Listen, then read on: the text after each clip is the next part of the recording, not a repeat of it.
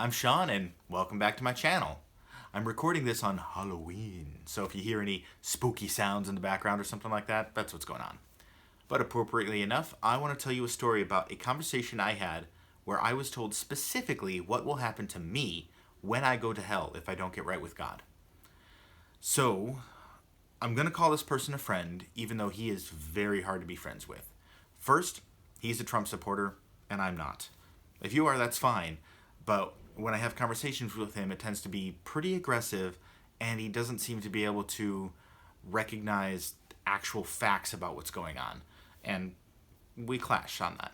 And he and I are very different in almost every way. I'm in my mid-30s, and he's a bit older. He's pretty in shape. I'm not. And he is a fundamentalist Christian who believes the earth is 6,000 to 10,000 years old, and I'm an atheist. The fundamentalist Christian part isn't so much the problem as the baggage that goes along with that. Like in Leviticus, where it says, if a man lies with another man the way he lies with a woman, he is an abomination and deserving of death. That verse is what gives my friend the confidence to use the F word to describe a gay male. And I don't think that's okay, and I have to call him out on that constantly. And he believes homosexuality is a choice. It is not. You don't choose who you're attracted to. And he somehow got it in his head that dreams are very, very important. So, he believes that he is God's 13th warrior, and that when he dreams, he is in fact, in reality, visiting the spirit realm, visiting hell, and battling Satan and his minions on God's behalf. And he believes that if he dies in the dream, that he will die in reality and not wake up. That's what he believes. And I, on the other hand, don't put any special meaning in dreams, except for it is our brains, trying to work through events of the day or just something that's on our mind, and it's mixing things up and spewing forth imagery. I don't think it's anything more impressive than that.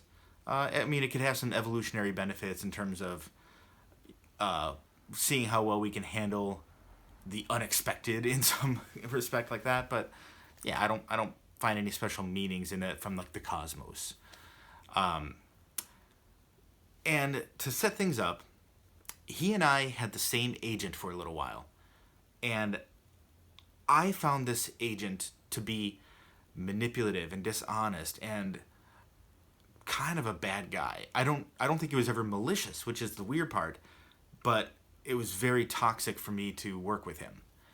And I ended up having this dream where I was in this tank of salt water, and it was dark and spooky, and these giant sharks the size of whales were trying to eat me while I was trying to get across the other side. And I'd escape from one, I'd escape from another, until finally one of them would catch me, and I'd start at the beginning and have to go all over again. So, it doesn't sound so bad when I say it, but in the dream, it was a full-on nightmare. And when I told this to my friend, he immediately asserted, it's demons. Demons are coming after your spiritual self because they know that you're vulnerable. You need to get right with God right now. Or I could, be just reacting to the fact that I'm getting ready to leave this agent because maybe I view him as a shark. Or something else entirely, but he was so sure it was that. And sure enough, I left the agent and I never had a dream like that again. That's not saying that's the causation. That doesn't necessarily have a causal connection there. But, in my head, it's relatively likely that that was what was going on in my head. And that's the cause of the dream, and may or may not be, but I largely forgot about it.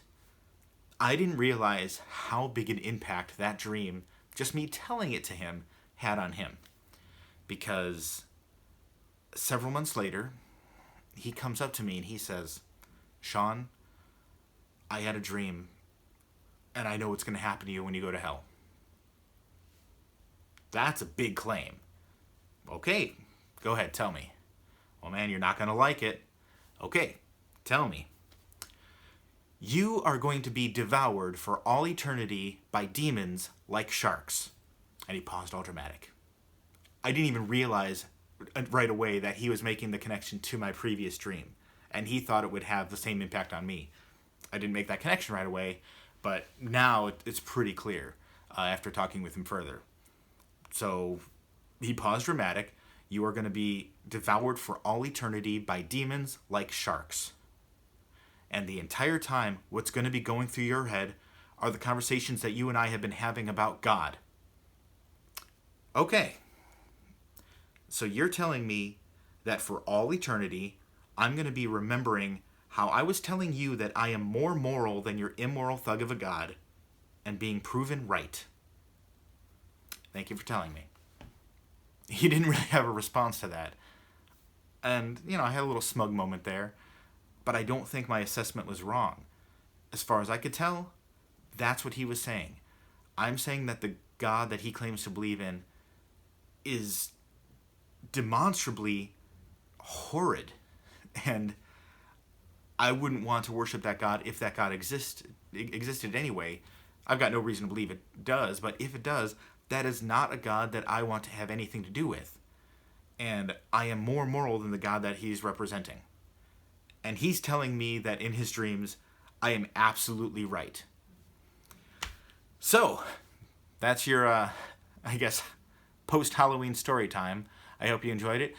Have you guys had any experiences like that? Have you had anybody try to threaten you with hell in a way, and maybe it got to you, or any just other stories about problematic conversations you've had with people on either side of things? So leave them in the comments. You can tweet me at Sean Skeptic. You can email me at SeanTheSkeptic@gmail.com. And I hope you like, comment, subscribe, and tell your friends and all that kind of stuff. And I hope this continues to be a resource where you can get information about what it's like to be a skeptic and an atheist in America. All right? See you later.